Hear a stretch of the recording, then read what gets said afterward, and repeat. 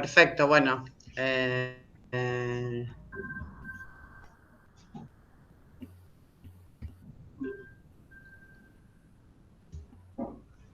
Voy a poner a grabar también la presentación. Un minuto. Listo, ya está. Bueno, buenos días Cuando a quiera, todos. Roberto Fernández. Buenos días a todos. Les habla Roberto Fernández, director del doctorado de la Escuela para Graduados Ingeniero Alberto Soriano, de la Facultad de Agronomía de la UBA. Hoy estamos aquí reunidos de esta manera un poquito rara para asistir a la defensa de tesis de don Jairo Márquez Molina, cuyas directoras son la doctora Claudia Zainato y Olga Heredia, y cuyos jurados, a quienes les agradecemos muy especialmente, son el doctor Pablo Weinzettel del Instituto de Hidrología de Llanuras en Azul, en la provincia de Buenos Aires, la doctora Silvina Portela desde el INTA Pergamino, y desde Uruguay el doctor Alejandro Lamana en el línea de la Estanzuela. Entonces, el evento va a consistir de una exposición por parte de John, que tiene disponible hasta 1 hora para presentar un resumen de su tesis. Después los jurados, y solo los jurados, van a hacerle preguntas y un intercambio y repreguntas. Y luego le vamos a pedir a todo el público, al tesista y al resto del público que en este momento nos esté escuchando, que desconecte porque va a pasar a deliberar el jurado en privado. Quiero agradecerles a todos los que están presentes y a todos los que escuchen después esta grabación. Y está presente también, ahí se ve la imagen, el doctor Gustavo Madoni, director de la Escuela para Graduados. Bueno, entonces, John, si estás listo, empezamos con tu presentación. Primero le pediría a los jurados si nos dicen si están viendo bien la primera diapositiva. Les recuerdo que cada diapositiva tiene un número en el ángulo inferior derecho. En caso de que quieran preguntas o volver algo que no se entendió, pueden referirse a ese número. ¿Me escucha bien, Pablo? Silvina, Alejandro, ¿todo en orden? Todo en orden. Bueno, adelante, John. Bueno, muy buenos días a todos y a los presentes en esta transmisión. El día de hoy haré la presentación de mi trabajo de tesis doctoral, la cual se denomina Caracterización de la contaminación por nitratos y fósforo mediante métodos geofísicos en la zona no saturada y agua subterránea por actividad de engorde a corral. Fui dirigido por la doctora Claudia Zainato, la doctora Olga Heredia. Como consejero tuve la colaboración del doctor Darío Colombato y mi lugar de trabajo fue la Cátedra de Física de la Facultad de Agronomía de la Universidad de Buenos Aires. Recibí financiamiento de la Agencia Nacional de Promoción Científica y proyectos UBACIT. Los sistemas de engorde a corral o feedlot son sistemas complejos y dinámicos en donde en un corto plazo de tiempo se logra un aumento significativo en el peso de los bovinos, pero también se generan importantes volúmenes de excretas sólidas y líquidas, las cuales se denominan como estiércol. Dentro de todos los sistemas agropecuarios, estos presentan un gran impacto al medio ambiente debido a los importantes volúmenes de efluentes que se producen, como patógenos, gases de efecto invernadero, elementos químicos. Dentro de ellos, particularmente el nitrato y el fósforo, debido a su gran concentración en el estiércol, tienden a generar problemas de eutrofización en cuerpos de agua, salinización a nivel del perfil de suelo y alterar la calidad del agua subterránea. El enfoque de estudio de la contaminación de estos dos elementos en dichos sistemas se ha enfocado básicamente en evaluar su movilidad debido al escurrimiento superficial y en una menor medida en el suelo y el agua subterránea. Los estudios que se llevan en estos dos ambientes, en la mayoría de los casos son estudios de tipo cualitativo. A nivel de corral específicamente, existen importantes interrogantes sobre la distribución de la contaminación de estos elementos, producto de múltiples factores que dificultan su estudio, como son la variabilidad espacial y temporal de la acumulación de estos en superficie. Por lo tanto, se busca pasar en esta tesis de una fase cualitativa, que es importante en primera instancia, a tratar de desarrollar un sistema de evaluación cuantitativa respecto a lo que es el flujo y transporte de posibles contaminantes. Para ello, empleé métodos geofísicos, modelos numéricos de flujo y transporte que usualmente no son utilizados en este tipo de estudio, pero que sin lugar a duda facilitan el conocimiento de la distribución espacial y temporal de dichos contaminantes. El pilar fundamental de mi tesis doctoral es estudiar la conductividad eléctrica y las relaciones entre las propiedades del suelo y el agua subterráneas afectadas por la actividad de engorde a corral. La conductividad eléctrica se define para un medio heterogéneo como el suelo como la conductividad eléctrica aparente. En dicho medio, esta mide la facilidad con que éste puede transferir corrientes eléctricas a través de su fase sólida, de su fase líquida y la combinación de estas dos. Por lo tanto, se encuentra estrechamente relacionado con distintas propiedades físico-químicas del suelo, como lo son la salinidad, el porcentaje de saturación, la densidad aparente, el contenido de agua volumétrica, la textura y concentración de sustancias contaminantes en la fase líquida. Para la aplicación de la geofísica aplicada, utilicé dos métodos geofísicos a campo. El primero de ellos, el método resistivo o TRE, en el cual mediante una serie de electrodos que se introducen en la superficie del suelo, se mide la resistividad eléctrica del suelo. Estos datos geofísicos son invertidos para obtener la verdadera resistividad eléctrica a nivel de ese perfil de suelo en profundidad, o su inverso, la cual denominé conductividad eléctrica TRE. El segundo método utilizado es el que se denomina método de inducción electromagnética o EMI, el cual a través de una serie de espiras se induce un campo electromagnético primario en un cuerpo conductor. En este caso, el cuerpo conductor es la superficie de los corrales de engorde. Este método me permite obtener directamente los datos de conductividad eléctrica aparente, los cuales se encuentran georreferenciados, y aplicando técnicas geoestadísticas se pueden determinar los mapas de conductividad en cada uno de los corrales. Vamos a ver a continuación el objetivo general y objetivos específicos e hipótesis planteados en esta tesis. Como objetivo general, se hizo la caracterización del fenómeno de flujo y transporte y nitrato de fósforo disponible y soluble en la zona no saturada y el agua subterránea en establecimientos ganaderos intensivos de engorde a corral mediante el uso de TRE y EMI. Como objetivos específicos se plantearon los siguientes. El primero de ellos fue elaborar modelos de conductividad eléctrica en la zona no saturada y zona saturada y diseñar con ellos un muestreo dirigido de suelos y aguas.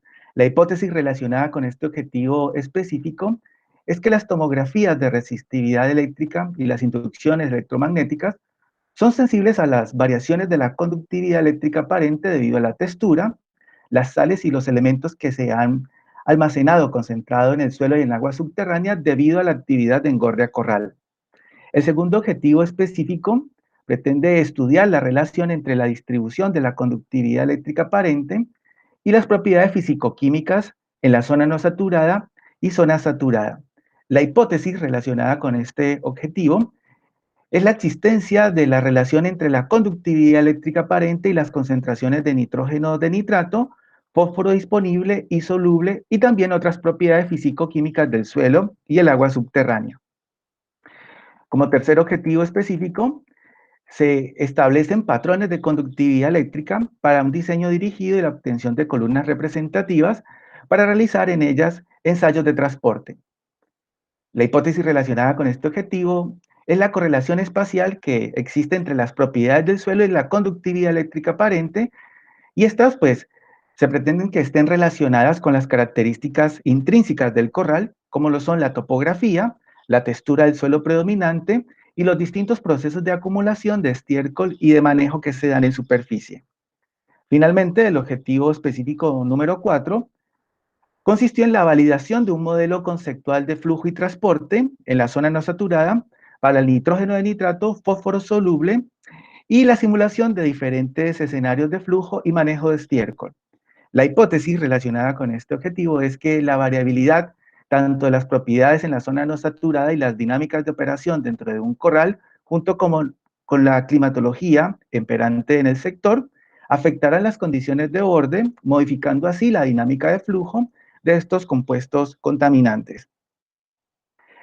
Veamos ahora algunos de los apartes metodológicos y los aspectos que considero innovadores en mi trabajo de investigación. Se realizaron una serie de exploraciones geofísicas en corrales de engorde. De ahí se obtuvieron una serie de datos geofísicos con los cuales se llevaron a cabo muestreos de suelo dirigidos. Se determinaron patrones de variabilidad entre la conductividad eléctrica aparente y distintas propiedades físico-químicas del suelo. Se determinaron también parámetros hidrodinámicos de flujo y transporte, y en uno de los corrales se hizo una sectorización de la conductividad eléctrica aparente y se hizo posteriormente un análisis estratificado. Con ese análisis estratificado se obtuvieron una serie de columnas de suelo inalteradas, las cuales fueron sometidas a ensayos de lixiviación. Esos resultados fueron analizados a través de un análisis de varianza para encontrar de ese grupo de columnas las que corresponden a la zona más representativa respecto a los procesos de transporte y contaminación. Esas columnas fueron sometidas a ensayos de flujo y transporte. Los resultados fueron implementados numéricamente a través del modelo Hydros 1D bajo el esquema de zonas móviles e inmóviles en desequilibrio físico. Este modelo fue calibrado, validado y posteriormente se hizo una simulación de escenarios de manejo. A continuación veamos algunas de las características pues, de las zonas de estudio y los corrales evaluados. Se seleccionaron dos establecimientos en la localidad de Trenquelauquen y San Pedro, provincia de Buenos Aires, Argentina. En el establecimiento de Trenquelauquen se puede clasificar como un sistema tradicional en donde el dueño es el administrador de los corrales. Estos se encuentran sobre suelos apluviolénticos de textura francoarenosa y la precipitación medio en el sector oscila entre los 900 a los 950 milímetros año. En este establecimiento se trabajaron en dos corrales con diferente tiempo de uso. El corral número 1 con una actividad de 6 meses al momento de inicio de la investigación y un corral número 2 con una actividad de 7 años. Los niveles estáticos en el corral número 1 oscilaron entre 0,5 a 3 metros y en el corral número 2 de 7 a 11 metros de profundidad. En el establecimiento de San Pedro es un establecimiento que presta servicios a terceros. Allí se le ofrecen la alimentación y sanidad a distintos productores. En esta localidad, estos corrales se encuentran sobre suelos típicos de textura franco-arcillo-limosa. La precipitación en el sector es aproximadamente de 1000 milímetros al año y los niveles estáticos se encuentran entre los 10 a 12 metros de profundidad. En este establecimiento igualmente se trabajó en dos corrales, el corral número 81 con una actividad de 1 año y el corral número 3 con una actividad de 12 años. Vamos a ver a continuación algunos de los principales resultados respecto a las evaluaciones geofísicas y muestreos de suelos. En este caso, el corral número 1 para la localidad de Trenquelauquen. En la zona de estudio se identifica la capa de estiércol compacta a nivel superficial que es típica de este tipo de sistemas en toda la zona de evaluación.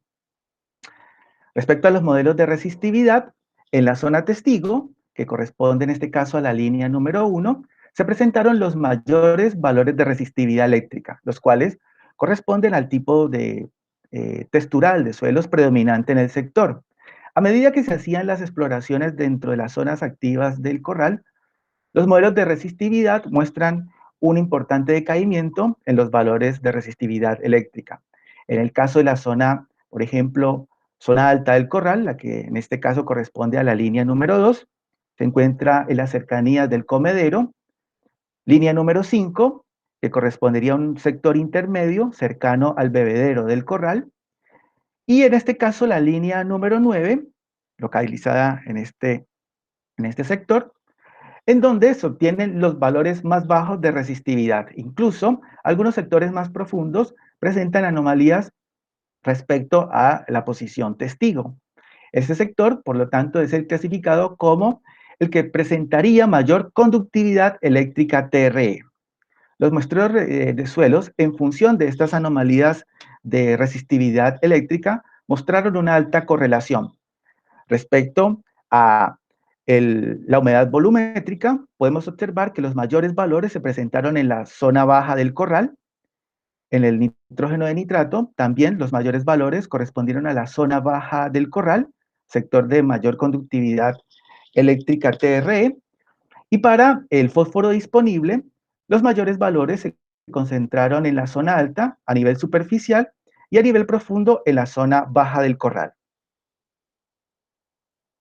Para el caso del corral número 2, se debe destacar que en la zona de evaluación no se detecta la capa de estiércol.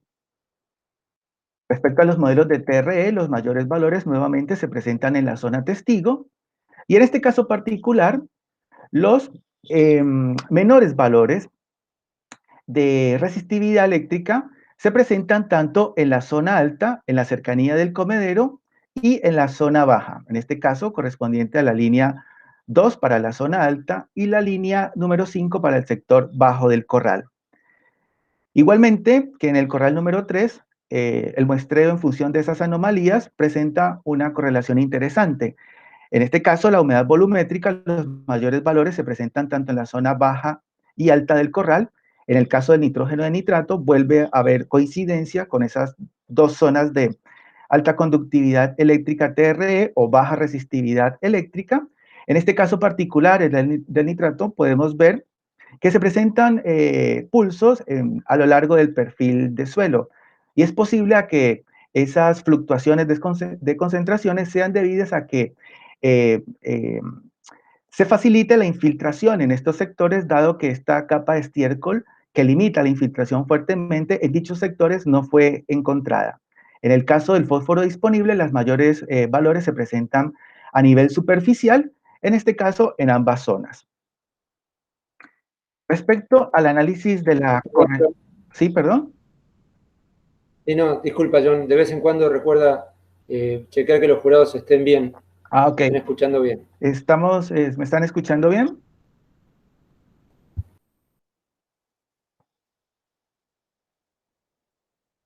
¿Se escucha bien?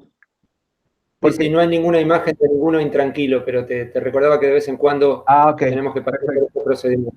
Bueno, perfecto. Yo igual aquí no los puedo ver, tendría que salir de la presentación para poder, así que... bueno, entonces... Bueno, continuamos entonces, ¿les parece? Sí, adelante. Ok. Respecto entonces al análisis de la variabilidad espacial entre la conductividad eléctrica medido por ambos métodos, el EMI y el TRE, y la relación con la distribución también espacial de las propiedades del suelo, se realizó un análisis geoestadístico, y para eso pues se hizo uso de un muestreo detallado en cada uno de los corrales de este establecimiento. En el caso del corral número 1, se destaca que los mayores valores de conductividad eléctrica aparente para el caso de la EMI y para la TRE se presentaron en la zona baja del corral. En el caso de las propiedades físicas del suelo, correlacionaron espacialmente con la humedad, la lámina equivalente de agua, como los valores, cuyos valores más altos se presentaron en la zona baja del corral, igualmente que las zonas de conductividad eléctrica. También correlacionó con el nitrógeno de nitrato, conductividad eléctrica en pasta de saturación, y en el caso particular del fósforo disponible, los mayores valores de este elemento se presentaron tanto en la zona baja del corral como en la zona alta. En el caso del corral número 2, los mayores valores de conductividad eléctrica, en este caso, fueron identificados en las zonas altas del corral, en las cercanías del comedero, tanto para la EMI como para la TRE, y coincidieron espacialmente con las siguientes propiedades de suelo: lámina equivalente de agua, fósforo disponible y conductividad eléctrica en pasta de saturación. En este caso particular, no hubo coincidencia con el nitrógeno de nitrato. Para la validación de esta correlación espacial se utilizó el parámetro de Pearson, el estadístico de Pearson, el cual, como podemos ver, la correlación entre las propiedades eléctricas y las distintas propiedades del suelo se presentaron dentro de rangos aceptables. Investigadores especialistas afirman que si estas correlaciones se encuentran entre 0,4 y 0,6, se logra una adecuada correlación para este tipo de propiedades. En algunos casos, inclusive, ese rango se ve superado. el caso particular en donde de este muestreo detallado se tomaran las zonas de anomalía en donde se presentaban los mayores valores de conductividad eléctrica aparente y se tomaba toda la profundidad del muestreo de suelo hasta aproximadamente 2,5 metros a 3 metros, podemos ver que este estadístico mejora sustancialmente en ambos corrales para distintas propiedades. Y esto es debido a que en esa profundidad básicamente se está alcanzando la profundidad de exploración de ambos métodos. Por lo tanto, en este establecimiento podríamos establecer que se están cumpliendo totalmente las tres primeras hipótesis, especialmente las que relacionan o la que asume básicamente que existe una correlación espacial entre la conductividad eléctrica aparente y estas propiedades físicas del suelo que tienden a ser modificadas por la actividad de engorde a corral. Ahora vamos a ver algunos de los resultados en los establecimientos de San Pedro. Aquí quisiera hacer una aclaración. En los corrales de San Pedro son corrales que tienen una muy baja pendiente, así que una práctica común que ellos hacen, y es una práctica de operación que repiten de 2 a 3 veces por semana, es una acumulación continua de todo el estiércol que se produce sobre el corral en una zona de acumulación central. En el caso de las exploraciones EMI, en el corral número 3, con una historia de uso de 12 años, se detectaron 3 zonas. Una zona de acumulación central, donde se concentraron los mayores valores de conductividad eléctrica, la zona de comederos y bebederos, y la zona baja del corral, en donde coincidieron los menores valores de conductividad eléctrica en este caso. Para el corral número 81, con 1 año de uso, las exploraciones geofísicas, en este caso la EMI, identifican 2 zonas, la zona de acumulación central y un sector común que involucra el comedero, el bebedero y el bajo del corral. Las tomografías de resistividad eléctrica también identifican dichos sectores. Las zonas de acumulación central, en este caso representado por la línea número 3, y en el caso del corral 81, la línea 2 identifican ambos sectores como los que presentan menor resistividad eléctrica. En el caso de los muestreos de suelo, en estos corrales se detectó de manera similar que el corral número 1, la capa de estiércol característica tanto en el corral 3 como en el corral 81. Respecto a las concentraciones de nitrógeno de nitrato, las mayores valores de este elemento se encontraron en los puntos alrededor de la zona de acumulación y el bajo del corral, con concentraciones promedio de 60 miligramos por kilogramo hasta una profundidad máxima de 50 centímetros. En el caso del fósforo disponible, los mayores valores, en este caso, se presentaron en la zona de comederos, sector de acumulación central, algunos puntos alrededor de este sector, y en el bajo topográfico de este corral, por así decirlo, ¿no? Y tenemos que... ¿Sí? ¿Todo bien? Bueno, en este caso particular, son interesantes las concentraciones de fósforo, ya que en este corral, específicamente entre los 10 y 30 centímetros, las concentraciones promedios de fósforo fueron alrededor de 1.400 miligramos por kilogramo. Y entre los 50 a los 90 centímetros, específicamente en los sectores de acumulación central, el fósforo alcanzó una concentración promedio de 2.200 miligramos por kilogramo de suelo. En el caso del corral 81, las concentraciones máximas de nitrógeno de nitrato se presentaron en la zona de comederos, sectores aledaños a la zona de acumulación, con valores promedio de 40 miligramos por kilogramo de suelo. Para el fósforo disponible, se destaca en este caso que las mayores concentraciones se presentaron a nivel superficial entre los 0 y 10 centímetros, especialmente en la zona alrededor del sector de acumulación central y algunos puntos ahí dentro de esa pila de estiércol. La diferencia, pues, importante entre estos dos, pues se nota claramente que a pesar de que son unos suelos de textura franco-arcillo-limosa, existe unos importantes aportes en profundidad de elementos como el fósforo que suponemos que tienen baja movilidad. En el caso particular de este establecimiento, una de las cosas que no coincidieron respecto a Trenkelauken es que estos mayores valores tanto de nitrógeno de nitrato y fósforo no coinciden con las zonas de alta conductividad eléctrica aparente. Por lo tanto, en este establecimiento no se cumplen totalmente las dos primeras hipótesis que se plantearon en el trabajo. Respecto al agua subterránea, el comportamiento regional para la localidad de Trenkelauken fue descrito por Galindo et al. Con valores típicos como los que se presentan en este recuadro. El agua subterránea se clasifica como bicarbonatada cálcica y en el sector de los corrales, en donde se construyeron pozos de monitoreo, básicamente se produce una modificación importante de la clasificación hidroquímica, especialmente en los corrales en los pozos o en los puntos de muestreo del corral número 1, en donde se tenían niveles estáticos superficiales. A nivel de los principales iones y cationes, en estos sectores de dichos corrales se presentan importantes aumentos en el cloruro, sulfato, nitrato y en el corral número 2 en el fósforo soluble. Esto siempre en las zonas cercanas de los bebederos o específicamente zonas donde existen importantes acumulaciones de estiércol. Para San Pedro, el comportamiento regional de los elementos que evaluamos se encuentran destacados aquí en este recuadro y la clasificación hidroquímica del agua, en este caso corresponde a bicarbonatada sódica. A nivel de los corrales en este sector, podemos observar que el tipo hidroquímico de agua no se ve modificado por la actividad de engorde a corral. Principalmente, uno de los factores que tiene más peso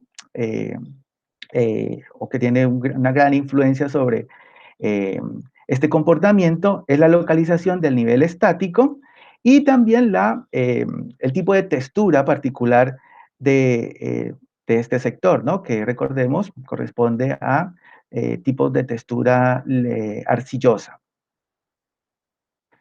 En este caso, el análisis de cada uno de los cationes y aniones sufrió leves aumentos en esta zona de los corrales, ¿sí? Hasta este punto, entonces, esta fase de exploración y evaluaciones a campo de muestreo de suelo nos permiten hacer dos comparaciones a nivel de corral y establecimiento. A nivel de corral, los principales factores son el tiempo de confinamiento, en donde las mayores concentraciones y de los elementos evaluados y los mayores valores de conductividad eléctrica aparente se presentaron en los corrales más antiguos. Un factor importante también fue la presencia de la capa compacta, la cual limita el ingreso de agua o infiltración en el perfil de suelo, pero esta incrementa los procesos de escurrimiento superficial a sectores en donde no hay actividad de engorde a corral. El acumulamiento de estiércol en superficie también juega un rol importante, ya que este modifica las propiedades físico-químicas del agua subterránea y esto fue notable en las zonas cercanas a los comederos y los bebederos del corral. También un factor importante es la influencia de la pendiente del corral, la cual está estrechamente relacionada con los procesos de acumulación en superficie y el transporte de sustancias hacia los bajos del corral y sectores aledaños. A nivel de establecimiento, los factores más importantes son las propiedades locales de la zona no saturada, que juegan un rol predominante en los procesos de flujo y de transporte, y también la presencia somera o no del agua subterránea sobre los corrales. Sin lugar a duda, uno de los factores predominantes y muy importantes a tener en cuenta son las operaciones de manejo y mantenimiento, como son las actividades de remoción y adecuación de la superficie del corral y el diseño de los establecimientos, en donde este tipo de actividades tienden a disminuir de manera importante los impactos de estos sistemas sobre el agua subterránea, lo cual fue notable en San Pedro. Por lo tanto, uno podría decir que el establecimiento de San Pedro sería uno de los menos vulnerables respecto a la contaminación del agua subterránea. En esta etapa se estaría cerrando la etapa exploratoria y de campo y se estaría iniciando la parte de evaluaciones experimentales a nivel de laboratorio. Para ello, se hizo a cabo una selección de columnas representativas. Esta fue hecha en función de la distribución de la conductividad eléctrica. Se hizo una sectorización en el corral número 1 en Trenquelauquen. Esta fue dividida en sectores de conductividad eléctrica alta, media y baja, y se realizaron una extracción de unas columnas de suelo inalterada con distintas profundidades. Estas columnas fueron sometidas a tratamientos de lixiviación y se analizaron factores de variación, como fueron la profundidad de la columna, la zona de conductividad eléctrica donde provenía cada una de las columnas y el volumen drenado. Sus resultados, después del análisis de varianza, fueron los siguientes. Las mayores valores y concentraciones con diferencias significativas respecto al nitrógeno de nitrato y conductividad eléctrica se presentaron en las columnas superficiales, provenientes de cualquier sector del corral, y en este caso evaluando los volúmenes de poros iniciales. En el caso del fósforo soluble, las mayores concentraciones se presentaron tanto en columnas superficiales como profundas, exclusivamente provenientes de la zona de conductividad eléctrica alta del corral, y en este caso en los volúmenes de poros final. Para el caso del pH, los mayores valores se presentaron en las columnas profundas, provenientes de la zona de conductividad alta, y nuevamente en los volúmenes de poros finales. En función de estos resultados, se seleccionan como columnas representativas a las que corresponden a la zona de conductividad eléctrica alta del corral, y para hacerlo el desarrollo experimental, se seleccionan las columnas de 98 centímetros, es decir, las más profundas. Para la etapa de calibración y validación, esta se hizo con dos fases experimentales. La primera de ellas, la estimación de parámetros respecto a los parámetros de flujo y transporte. En el flujo, las muestras de suelo que provenían de la zona de conductividad eléctrica aparente alta del corral número 1 de Trenquelauquen, fueron analizadas a través de la aplicación RED y Rosetta. En el caso de los parámetros de transporte, las columnas de suelo inalteradas fueron sometidas a ensayos de curva de avance, analizando el ion cloruro, y sus resultados fueron analizados con la aplicación CXTFIT. Una vez obtenido organizado el set de parámetros de flujo y el set de parámetros de transporte, estos fueron asignados a los correspondientes horizontes de ese sector del corral. La segunda fase experimental fue llevar a cabo los ensayos de flujo y transporte. Para eso, se hizo una instrumentación de las columnas, se incorporaron una serie de microrizómetros y sensores de humedad, y con esto tenía la posibilidad de evaluar la variación temporal y en profundidad de las concentraciones de nitrógeno de nitrato, fósforo soluble, pH y conductividad eléctrica. Superficialmente, a estas columnas se le dispuso un dispositivo de Mariotte para poder controlar la condición de flujo en superficie. En este caso, se hizo dos condiciones de flujo. La primera de ellas de superficie saturada.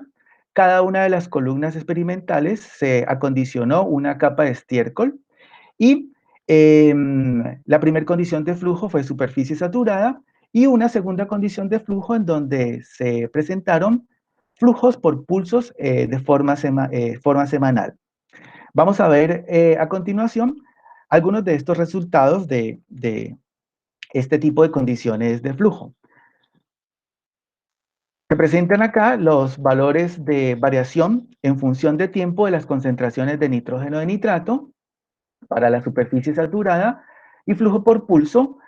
En el caso de nitrógeno de nitrato, corresponden estas gráficas para ambas situaciones, fósforo soluble y cloruro.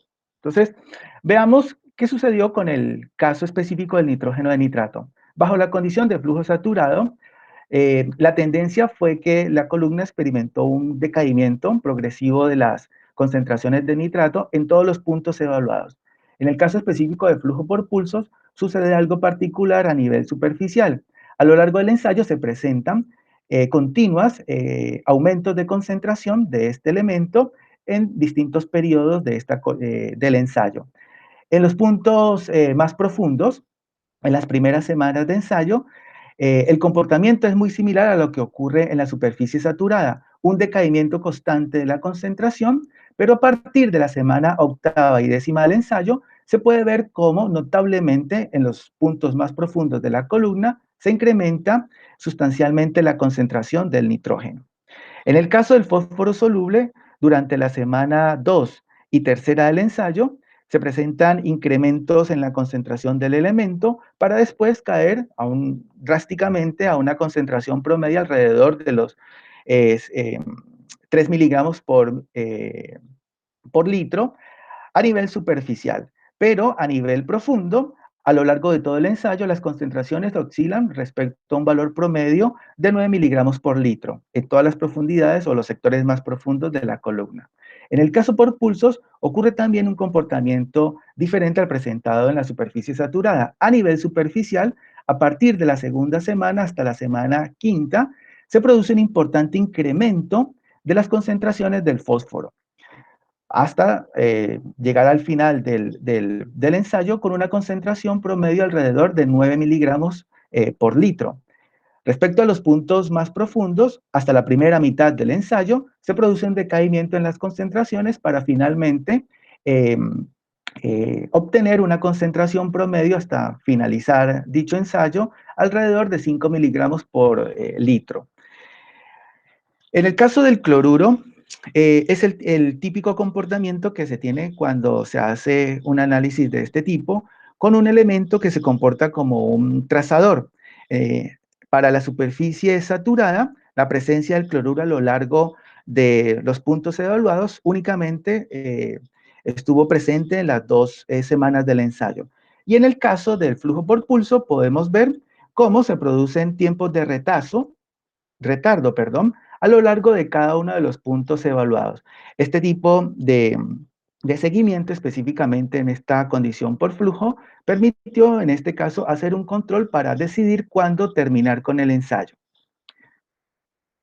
Vamos a ver ahora en la siguiente diapositiva una comparación de las distintas masas lixiviadas para las 2 situaciones de flujo impuesta, en este caso considerando la aplicación en superficie de un volumen de 4.500 centímetros cúbicos, el cual, pues, hay una validez de esta comparación cuando miramos los valores de las masas lixiviadas de cloruro, la cual para ambas situaciones es similar.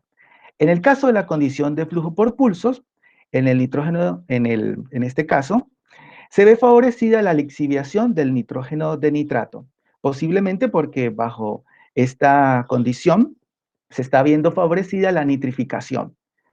También sucede lo mismo, se favorece la lixiviación de sales.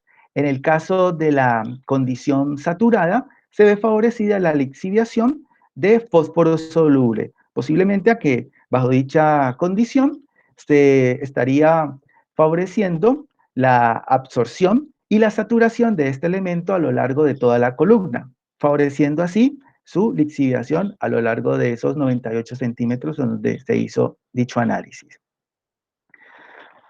Estos resultados de estos 2 escenarios, junto con las condiciones de borde y concentraciones iniciales, fueron implementadas numéricamente en el modelo IDRUS 1D. Se hizo la calibración y validación de este set de escenarios y se hizo una valoración tanto cualitativa, siguiendo pues que los datos simulados siguieran la tendencia de los datos observados, y de forma cuantitativa con los estadísticos del RMSE, cuyo valor de umbral se pretendía que fuera menor a un 7% y un coeficiente de eficiencia de Nash que pretendía que estuviera entre valores entre 0 y 1. Se hizo un análisis de sensibilidad y finalmente se llevan a cabo la simulación de estos escenarios de manejo. Una vez calibrado, podemos ver en el caso de la superficie saturada cómo el modelo representa adecuadamente la variación en el tiempo y en distintas profundidades de la humedad volumétrica versus la humedad observada. Las líneas rojas corresponden a los valores simulados. En el caso de los estadísticos, la calibración se comprueba para ambas situaciones y posteriormente, cuando se hacían las simulaciones de transporte, podemos ver que el modelo representa adecuadamente para los distintos solutos y elementos que consideraron junto con los estadísticos, el modelo presenta unas simulaciones totalmente satisfactorias. En el caso del ensayo por flujo por pulsos, las variaciones temporales de las humedades, en este caso el modelo responde también satisfactoriamente a las tendencias y a los estadísticos que se ponen de prueba. Y nuevamente, en el caso de las concentraciones, el modelo logra representar las evoluciones tanto de las concentraciones de los elementos, nuevamente a distintas profundidades. Para el caso de la simulación de los distintos escenarios, se hizo una conceptualización idealizando un perfil de suelo con una longitud total de 250 centímetros. Sobre ese perfil de suelo se dispuso una capa de estiércol compacta y en esta capa de estiércol se asignaron concentraciones de nitrógeno de nitrato y fósforo soluble. Se adicionaron las propiedades climatológicas locales, en este caso de Trenke-Lauken, y se dispuso de un tiempo de simulación de 365 días, el cual contempló 3 ciclos de engorde, cada uno de 119 días. En estos ensayos también se suponía que se llevaban a cabo operaciones de remoción de estiércol, en donde en la capa superficial se producían disminuciones del 75% de las concentraciones de nitrógeno de nitrato y fósforo soluble al final de cada ciclo de engorde. Se propuso un primer escenario de manejo en donde la capa de estiércol, las concentraciones eran asignadas a través del ensayo por pulsos. Segundo escenario, las concentraciones fueron asignadas en función de la norma ASAE de 384. Y un tercer escenario en donde la capa de estiércol, sus concentraciones eran asignadas en función de el último muestreo realizado en el corral número 1. En esta situación particular se considera un corral abandonado. Y para hacer la comparación de dichos escenarios, se modela una situación testigo, en donde la característica es que sobre ese perfil de suelo no existe una capa de estiércol y las concentraciones a lo largo del perfil son asignadas en función del ensayo por pulsos que se hizo a nivel de laboratorio. Veamos entonces a continuación algunos de estos resultados de dichos escenarios. Aquí vamos a presentar las variaciones temporales de las concentraciones de nitrógeno de nitrato, línea de color verde, y fósforo soluble, línea de color naranja, a las profundidades de 50 centímetros, 100 centímetros, 175 centímetros y 250 centímetros. También se presentan los valores límites de nitrógeno de nitrato y fósforo soluble para consumo de agua humano, proveniente de agua subterránea, establecidos por EPA. Y también los periodos de los distintos ciclos de engorde considerados. Respecto a la situación testigo, podemos establecer que en el caso de las variaciones de nitrógeno de nitrato, tanto a los 50 centímetros, 100 y 100 centímetros, perdón, los valores límites de nitrato se ven superados. En el caso de los 175, las concentraciones al final del año de simulación, específicamente el tercer ciclo, no sobrepasan el límite de EPA. Particularmente para el caso del fósforo soluble, podemos ver que desde los 50 hasta los 250 centímetros se ve sobrepasado el límite de fósforo soluble. Recordando en este caso que esta situación testigo corresponde a un corral activo. En la figura número B se presentan las concentraciones, las variaciones de los ensayos por pulsos, las concentraciones que corresponderían al escenario en donde se hizo la asignación respecto a la norma SAE, y finalmente en la figura de las variaciones de concentración respecto a un corral abandonado. Para el caso del ensayo por pulsos, lo que podemos ver es que básicamente en las 3 primeras profundidades, el límite de nitrógeno de nitrato es superado, en el caso superficial, en los 3 ciclos de engorde. Lo mismo sucede hasta los 100 centímetros, y a los 175 sucede ya al final del tercer ciclo de engorde. En el caso del fósforo, pues nuevamente se ve superado cada uno de las variaciones de las concentraciones en cada una de las profundidades, superan los límites establecidos para el fósforo soluble. En el caso de la norma SAE, la característica es que tiene un comportamiento, la variación de las concentraciones tiene un comportamiento similar al ensayo por pulso. Sin embargo, los rangos de concentración que se presentan son muy distintos. En este caso, son superiores a 1 por 10 a la 4. A nivel superficial, podemos ver que al final de la simulación, tanto el nitrógeno de nitral como el fósforo soluble adquieren una concentración máxima similar. En el caso específico del corral abandonado, podemos ver también fácilmente cómo las variaciones de nitrógeno de nitrato superan ampliamente el límite establecido a los 50 centímetros, 100 centímetros, y en este caso lo superan a los 175 centímetros, dándonos una clara imagen en el cual los corrales abandonados pues tienen un comportamiento de pasivo ambiental. Respecto al comportamiento de los 250 centímetros para los 3 escenarios de acumulación establecidos, podemos observar que las variaciones tanto del nitrógeno de nitrato como fósforo soluble para estos 3 escenarios coinciden con las variaciones de la situación testigo. Esto quiere decir que a estos 250 centímetros, las capas asignadas a cada uno de los escenarios de manejo no modifican, ¿sí?, las variaciones o las concentraciones de dichos elementos a esta profundidad. Por lo cual uno podría establecer que en este primer año de simulación, ¿sí?, tanto para el ensayo por pulsos, a norma SAE, que sería la situación más crítica respecto a las concentraciones, y el caso del corral abandonado, no se estaría afectando la calidad del agua subterránea, pero esto solamente hasta el primer año de simulación. Veamos entonces a continuación algunas de las conclusiones relevantes de este trabajo.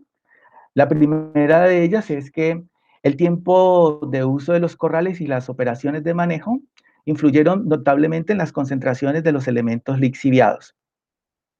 Se detecta también un fuerte impacto de la actividad de engorde a corral, especialmente sobre el recurso subterráneo, en las zonas en donde los niveles freáticos eran muy cercanos a la superficie. Caso particular, el corral número 1 en Trenkelauken.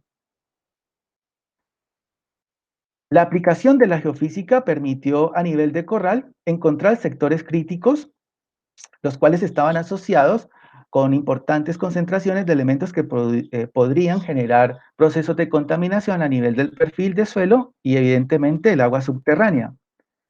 Se puede concluir que la conductividad eléctrica aparente es un buen indicador de la distribución espacial del contenido de agua en ambos suelos, tanto para los aplidoles en Trenkelauken como los argidoles en San Pedro.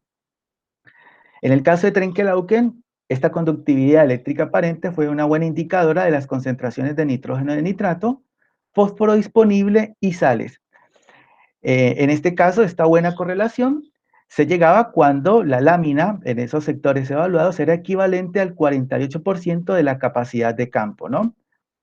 En este caso, se cumple la hipótesis número 2. Respecto a las anomalías descubiertas en los corrales, la conductividad eléctrica aparente alta coincide con los mayores valores de humedad de suelo y concentraciones de nitrógeno de nitrato, fósforo disponible y conductividad eléctrica. Esto permitió identificar adecuadamente estas zonas de los corrales, las cuales tienden a generar problemas físico-químicos en el perfil de suelo y también el agua subterránea, ¿no?, en donde su calidad se ve afectada negativamente. De esta forma, pues, podríamos establecer que se estaría comprobando la hipótesis número 3 respecto a esa correlación espacial entre dicha propiedad eléctrica y propiedades físico-químicas de suelo.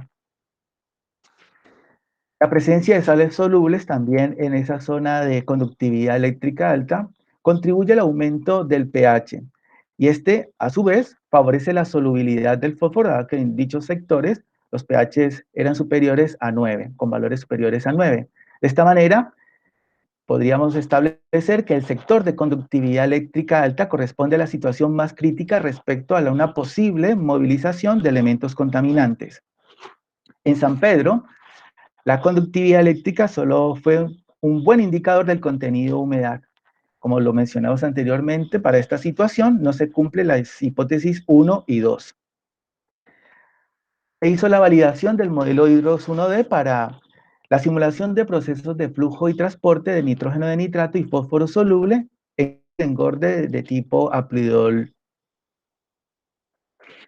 En el caso de las condiciones de flujo, que son dispuestas en la superficie del corral o posiblemente se pueden dar, se encontró que dichas condiciones influyen en la lixiviación de elementos contaminantes de forma diferenciada. Se evidenció que en el caso de las condiciones de flujo bajo pulsos, se favorecía la concentración de nitrógeno de nitratos y bajo la condición de superficie saturada, se vio favorecida la movilidad del fósforo soluble, debido al aumento de pH que se presenta en dicho sector, pero también a ese proceso de saturación de este elemento a lo largo del perfil de suelo. En este caso se estaría verificando la hipótesis número 4. Dentro de los distintos escenarios de acumulación simulados, estos permitieron concluir sobre el gran impacto que presentan estos sistemas sobre el perfil del suelo y evidentemente el agua subterránea, lo cual es dependiente de dos cosas: la interacción entre las condiciones de flujo que se dan en superficie de los corrales y también de las propiedades del medio. En todos los casos planteados, los valores umbrales especialmente de nitrógeno de nitrato y fósforo, pues fueron superados ampliamente en el primer año hasta una profundidad máxima de 175, indicando de esta manera el alto potencial de contaminación que tienen estos sistemas. Sin embargo, aquí hay que hacer una salvedad, ya dado que en esta zona, que corresponde al corral número 1 de Trenquelauquen, si bien la afectación fue hasta los 175, uno debe tener en cuenta que a lo largo de ese año el nivel freático fluctúa. De hecho, en este sector hubo periodos en los cuales el nivel freático llegó hasta 50 centímetros debajo de la superficie, así que el contexto de contaminación es importante respecto al agua subterránea, o básicamente la vulnerabilidad en dicho sector es bastante alta. La importancia de esta tesis doctoral es que hago la validación de un modelo de evaluación integral de la contaminación a nivel de suelo y el agua subterránea, el cual es un importante avance respecto al diagnóstico y predicción de futuras situaciones en donde se hagan evaluaciones de las condiciones físicas de un sitio específico, propiedades de la zona no saturada y las cargas posibles de animales que uno quiera desarrollar en dicho sector. Esto nos daría un buen antecedente de cuáles serían los impactos potenciales de este tipo de sistema productivo a nivel de un sitio particular. Al finalizar esta tesis, pues quedan una serie de interrogantes que creo que deben ser abordados en futuras investigaciones, como lo son el monitoreo a campo en tiempo real de las anomalías producidas, evidenciadas de la conductividad eléctrica aparente, tanto en profundidad como espacialmente, que, como lo dije, son sistemas muy dinámicos, así que estas anomalías también deberían ser muy dinámicas. Sería interesante también hacer evaluaciones de propiedades in situ en los corrales, determinaciones específicas de ensayos de curva de avance para el nitrógeno y el fósforo, y hacer evaluaciones de procesos de mineralización de nutrientes, especialmente del nitrato en función de la temperatura y variaciones de la humedad del suelo. También sería interesante hacer la implementación de un modelo de zonas móviles y zonas inmóviles bajo desequilibrio químico en Hydrox 1D. Acá se presentan algunos de los trabajos ya publicados de esta tesis. Y finalmente yo quisiera agradecer a los miembros de mi comité de estudio, especialmente a Claudia Zainato, a Olga Heredia, por sus innumerables contribuciones personales y también que contribuyeron a mi formación académica y humana. A los propietarios de los establecimientos de Trenquelauquen y San Pedro, a la Facultad de Agronomía, a la Escuela de Graduados, Alberto Soriano de la Universidad de Buenos Aires, y a los docentes que participaron en mi formación doctoral y sin dejar atrás el valioso la valiosa contribución del jurado evaluador, ¿no? Y a todos aquellos que, pues, de una u otra manera contribuyeron a este arduo trabajo y a mi familia, y muchas gracias a todos. Bueno, John, acá está Roberto Fernández de nuevo, ¿me ¿Sí? escuchas bien? Entonces, a los señores y señoras miembros del jurado, ustedes tienen libertad para hacer todas las preguntas que quieran, repreguntar sobre alguna pregunta de otro jurado, eso no es ningún problema. Lo que les pediría por si hubiera algún problema de conexión, dos cosas. Una, por si hubo algún problema de conexión y alguno de ustedes se perdió una parte de la exposición, que empiece esa persona por hacer la pregunta sobre las diapositivas sobre las que les quedaron alguna duda. Y si hubo algún problema, alguna interrupción para alguno de ustedes, empezaríamos por esa pregunta. Alejandro, Pablo. Bueno, entonces lo que les pediría es que en principio se limiten a una pregunta cada uno para estar seguros que todos tienen oportunidad de hacerlo, y después pasamos a las preguntas libres que coordinan ustedes mismos. Sí, Pablo, te escuchamos.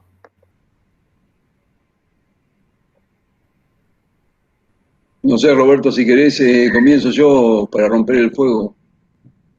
Sí, sí. Bueno, Jairo, muy interesante tu trabajo, te felicito. Felicito también a tus directoras. A mí este trabajo con mucha labor de campo, laboratorio y un buen tratamiento de los datos me gustó mucho. Me parece muy interesante y muy aplicado. Por lo tanto, te felicito. Muchas gracias. Quería consultarte, como a mí me gusta mucho la geofísica, si vos, ¿qué diferencia observaste en la utilización de EMI y de tomografía de resistividad eléctrica? Y con qué método te parece que obtendrías mejores resultados, porque no todos disponen de los dos equipos, ¿no? Sí, perfecto. Sí. En el caso de las exploraciones geofísicas, pues como tú lo mencionabas, los equipos varían en función de tipo de frecuencia que dispongan, la marca, y también podríamos establecer de las múltiples funciones que te da el equipo a nivel de campo. En nuestro caso particular, nosotros observamos que ambos métodos eran estrictamente complementarios. Con el método de exploración EMI podíamos encontrar las variaciones de la conductividad eléctrica a nivel espacial, y encontrábamos a nivel de la zona de corral esos puntos, por así decirlo, calientes. En el caso de la tomografía de resistividad eléctrica, esta nos describía muy bien las anomalías en profundidad, así que era importante para guiar el muestreo del suelo. Es algo así como una especie de radar. La EMI me permite a mí identificar dónde sería el punto de hacer a zonificar mi muestreo, a intensificar mi muestreo. Y la TRE nos facilitaba la detección de esas variaciones a nivel de profundidad. Eh, eh, no se hizo en esta tesis, pero varios miembros de la cátedra están ya desarrollando modelamiento a través de datos de las exploraciones EMI, pero en este caso no se llevó a cabo. ¿Yo qué recomendaría en el caso específico? Por experiencia propia, utilizaría los dos métodos. El primero, de exploración espacial, mapearía la conductividad eléctrica sobre el corral, y específicamente haría el perfilaje con la tomografía y estaría más seguro. Recordemos que una de las intenciones originales, no lo mencioné aquí, pero es también reducir el número de muestras y tener, digamos, un manejo adecuado a nivel también de presupuesto, y estas exploraciones de geofísica nos permiten eso, identificar estas zonas críticas y apuntarle a dónde vamos a tener estos problemas de contaminación a nivel de perfil de suelo. Pero enfocado a lo que tú me dices, para mí son sistemas complementarios. Yo utilizaría los dos.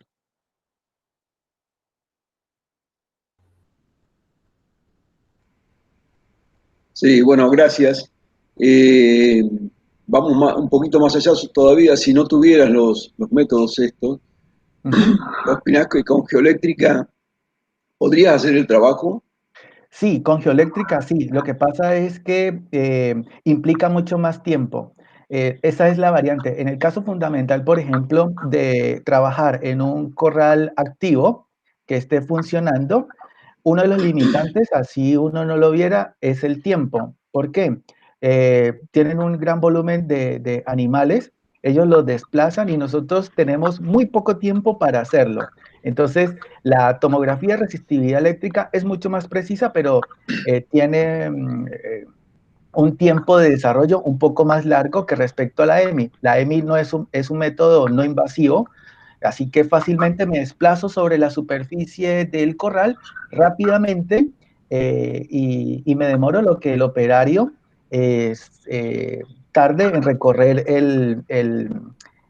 dicho establecimiento. En el caso de la TRE, como tú bien lo sabes, tendremos que desplazarnos. Eso lo hicimos también, pero nos tomaba un importante tiempo. Así que ese es un factor fundamental, ¿no? Cuando trabajamos en estos corrales en donde ellos, o sea, por eso les agradezco a ellos también, porque para ellos no solamente tiempo, para ellos es dinero lo que, lo que está en juego cuando nosotros hacemos estas exploraciones que generalmente nos llevaban de 1 a 2 días.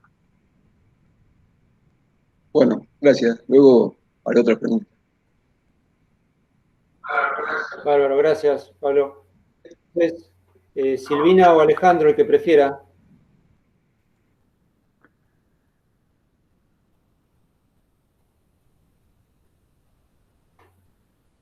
El micrófono. ¿Sí? Tienen el micrófono apagado los dos, así que si estás hablando, Silvina, préndelo, por favor.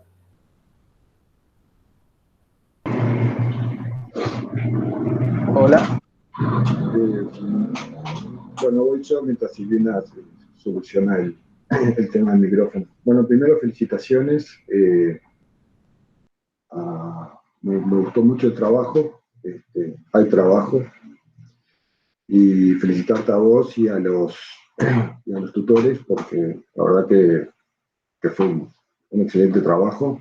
Para los que trabajamos en corrales, que sabe, nos importa mucho el piso del corral y vamos más hacia la parte de performance que hacia pero sí nos interesa mitigar todos los temas de contaminación. La verdad también me gusta el trabajo. El trabajo en general se lee muy bien. Veo que has tenido publicaciones, pero que has tenido publicaciones, lo cual significa que también te lo han considerado y ha sido muy bien evaluado. A mí me interesa si vos podés determinar, en su momento hablas de la capa sellante o de esa capa de estiércol, que es fundamental, que son de las cosas que con manejo el productor o el dueño del establecimiento puede de alguna manera solucionar. ¿Tenés alguna recomendación para mantener, a partir de estos estudios, tenés alguna recomendación de qué debe hacer para mantener esa capa sellante que tiene un accionar en el cual él podría derivar ese escurrimiento y después, bueno, canalizar ese escurrimiento a través de canales como debería hacerse en los corrales? ¿Cuál sería tu recomendación a ese productor que va a hacer de manejo? Sí, en el caso de estas dos situaciones, o sea, tuve la posibilidad de ver dos comportamientos distintos, diferenciados respecto al manejo que hacían los administradores de los corrales. Bueno, lo discutí un poco respecto a San Pedro. Ese manejo de la capa superficial básicamente que podríamos establecer que un corral que presenta por mucho tiempo periodos de anegamiento es un corral que tiende a producir o a generar por el mismo pisoteo de los animales dentro del corral a destruir y romper esa capa de estiércol compacta. Así que una de las cosas que vi y que de pronto también vi en distinta referencia es, y lo vi de manera práctica en San Pedro, es el manejo que hacen del escurrimiento superficial, ¿sí? A través de canales de conducción y derivación del escurrimiento que podría entrar dentro del corral y básicamente de cómo sacarlo de la superficie del corral mismo. Así que acciones como el mantenimiento continuo de esa superficie son, digamos, una de las cosas que uno podría recomendar a un productor para mantener esa capa sellante que se genera muy rápidamente y como usted lo menciona, es prácticamente fundamental porque amortigua también la existencia de esa capa, amortigua la posibilidad de que haya migración. Si uno lee la literatura, la adopción de estos sistemas corresponden, el desarrollo correcto de estos sistemas corresponden a situaciones en las cuales los valores de precipitación media son menores a 600 milímetros por año, o sea, prácticamente sectores semiáridos, en donde el que caiga donde ocurre un periodo de lluvia moderado, se puede tratar fácilmente. Aquí en provincia de Buenos Aires, uno de los grandes problemas que se tiene es el manejo del lodo después de los eventos de lluvia. Y esa es yo me atrevería a decirlo así, es una gran deuda que tienen los establecimientos respecto a el diseño. Aclarar eso. Si se hace un correcto diseño, una buena adecuación de la cama de suelos, la actividad se puede llevar sin ningún tipo de problema. Pero tenemos que sentarnos un poco más a la parte en función de las propiedades locales de la zona no saturada y también de la disposición de los factores hidroclimatológicos del sector, especialmente la precipitación, pensar un poco cómo deberían ser las distintas estructuras para el manejo del escurrimiento superficial y el manejo de todos estos efluentes a nivel local, porque vamos a ver que son situaciones totalmente distintas. Planear o diseñar un establecimiento a nivel de provincia de Buenos Aires que tratarlo de llevar a cabo en Córdoba, ¿sí? A nivel de Argentina, ¿no? Y también en algunos sectores pasará lo mismo. Está muy bien. Vos pensás que el hecho de que sean temporarios, ¿no? Nosotros llamamos acá en Uruguay corrales temporarios cuando tengo solo 3 o 4 meses ocupado, eso llevaría a que se quiebre esa capa sellante o no se pueda mantener. ¿Qué es lo que te pasa, lo que te pasó en Trenquelao, que el que tenía más tiempo de ocupación tenía una capa selladora y el otro no la tenía? ¿Pensás que en realidad los corrales deberían de tener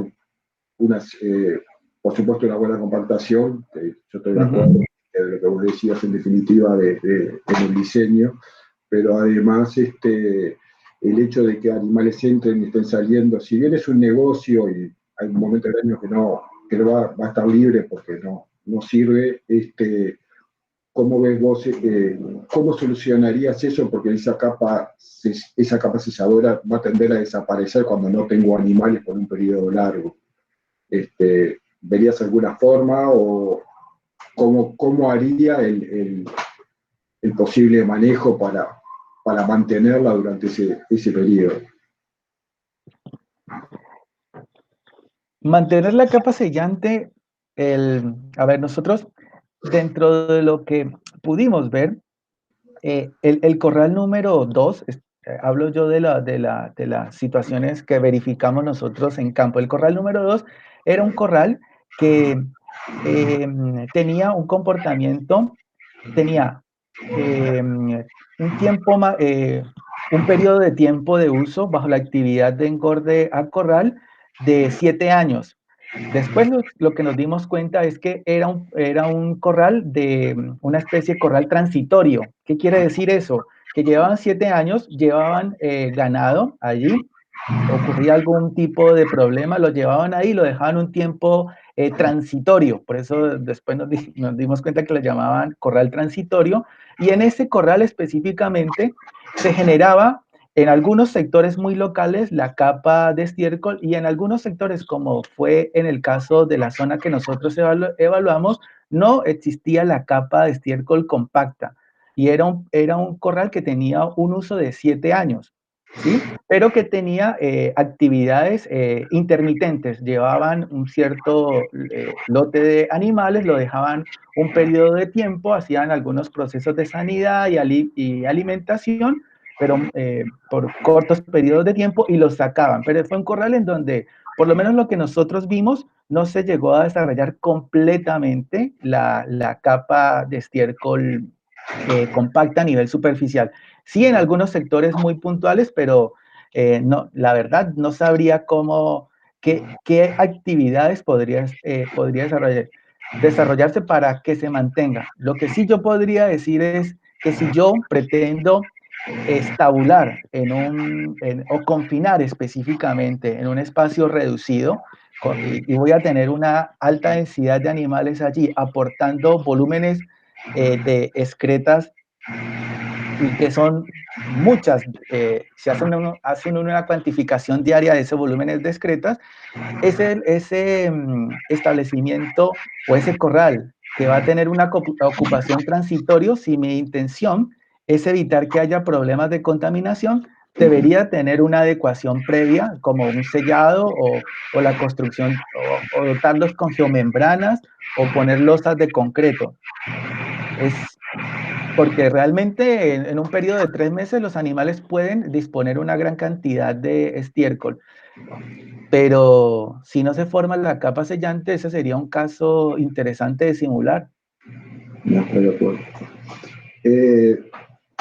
Voy a una última pregunta y ya dejo a los demás. ¿Recomendarías una regionalización de dónde se pueden ubicar los corrales? Sí. Una de las cosas también que vi acá es que en la mayoría, cuando inicia la actividad de feedlot en Argentina, bueno, también Silvina podría contribuir en esto, en el cual ella hizo un análisis, recuerdo, sobre midiendo, ¿no? Actividad de procesos de nitrógeno en los bajos, ¿no? Entonces, una de las cosas que veíamos es que muchos de los establecimientos, cuando empieza el boom feedlotero en Argentina, es que estos feedlots se acomodaban en los bajos del corral por ser las zonas menos productivas para generar agricultura tradicional, y se ponían estos establecimientos complementarios en dichas zonas. Posteriormente, lo que pasa es que son zonas bajas propensas a inundación, y ahí sí tendríamos un problema, un cóctel de situaciones para generar problemas ambientales de gran magnitud. Evidentemente, lo que podríamos hacer con este sistema de evaluación es hacer una zonificación, como usted lo menciona, poder evaluar cuáles serían las mejores condiciones a nivel de la zona no saturada, perfil de suelo, propiedades hidrogeológicas, y también los factores hidroclimatológicos del sector juegan un rol importante para poder decidir cuál sería el mejor sitio para llevar a cabo este tipo de establecimientos. Lo que pasa es que aquí tenemos un rol que el factor económico pesa mucho, un rol también en el cual ya hay establecimientos importantes a nivel de provincia, a nivel país, que fueron ubicados y fueron creciendo y se fueron desarrollando en zonas poco adecuadas para este tipo de actividad. Así que el sector y la regionalización sí sería algo que tendría que verse como una especie de tarea para la gestión respecto de las actividades que tendría que hacer alguien que le interese, o una entidad a nivel estatal que le interese proteger el recurso hídrico y los recursos naturales debido al gran impacto que tiene esta actividad. Perfecto, gracias.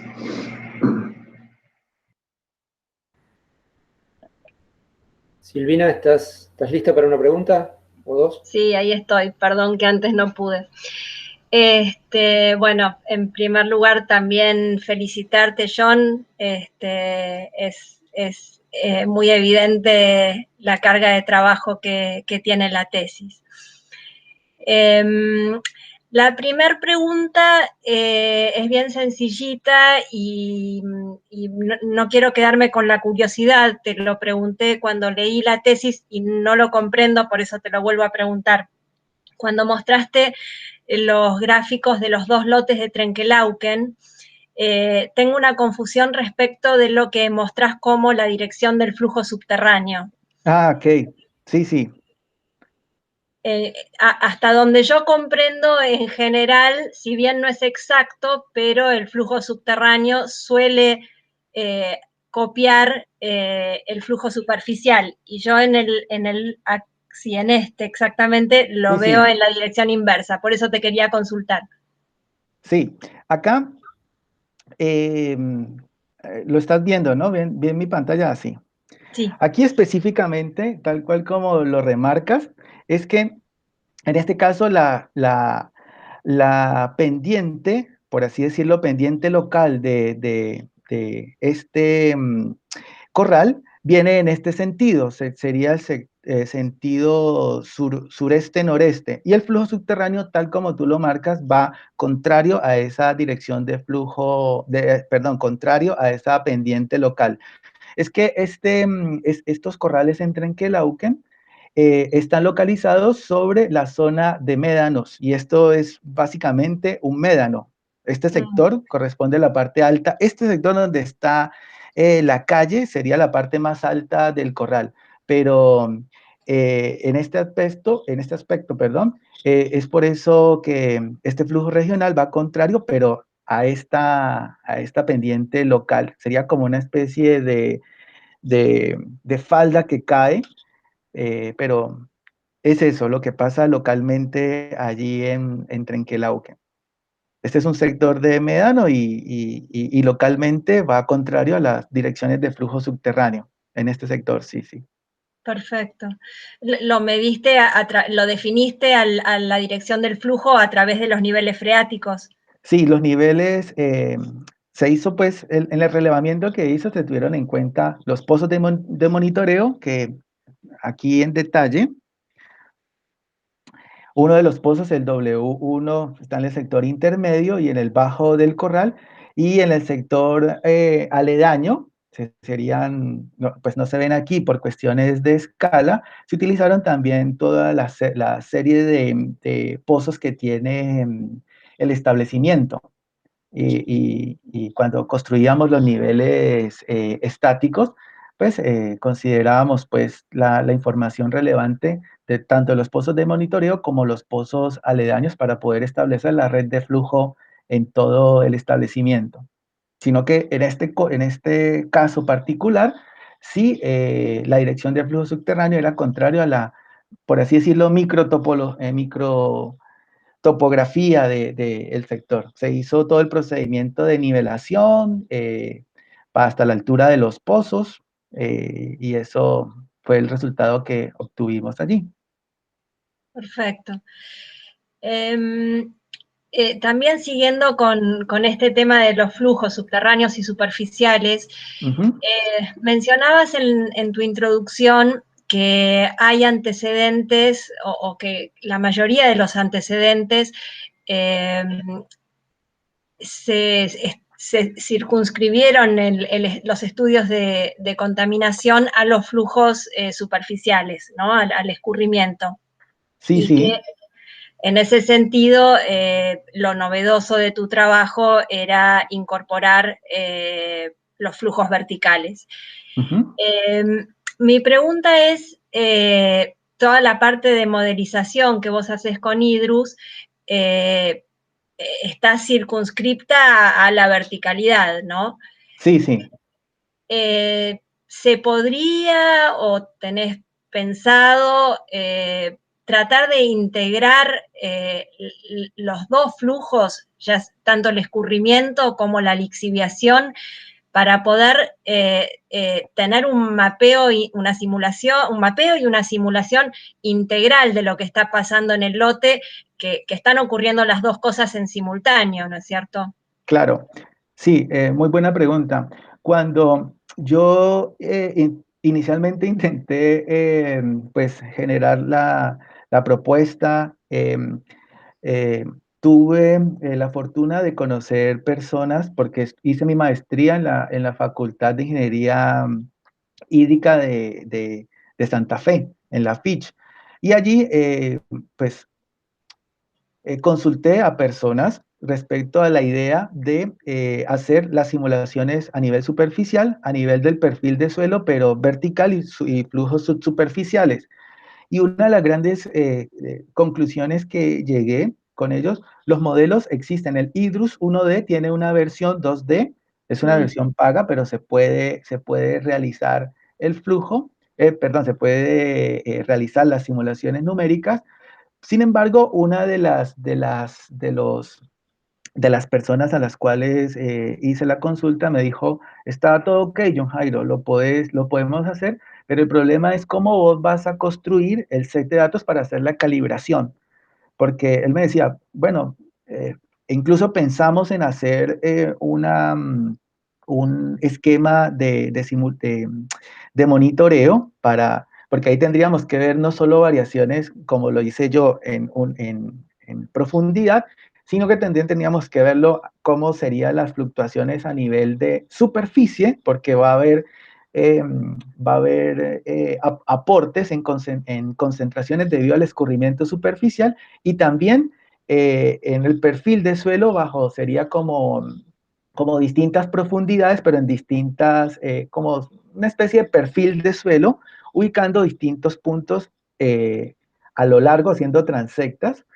Y el problema es que él me decía, si tenés la seguridad de que puedes buscar un corral, porque lo que queremos evaluar es un corral, tendríamos que hacer una red de monitoreo casi que en tiempo real para poder obtener las muestras. Y el gran inconveniente que vimos y que se lo discutí en un momento a una de las integrantes del grupo de trabajo, era que era imposible hacerlo dentro de un establecimiento comercial. Tendría que ser un establecimiento que estuviera básicamente destinado a la investigación, porque el gran problema que uno tiene es jugar con el tiempo del administrador. Como yo te digo, en estos establecimientos comerciales, la dinámica que hay dentro del corral es impresionante. O sea, la alimentación son diarias, los animales están en continuo movimiento, también aportando,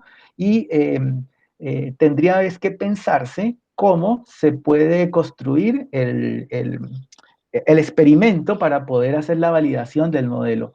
Numéricamente se puede hacer, ¿sí? Numéricamente. De hecho, me parece que hay algunas tesis también a nivel de doctorado que han ya evaluado el tema de la verificación a nivel, a nivel de perfil de suelo, sería una simulación en 2D, pero son con datos escasos.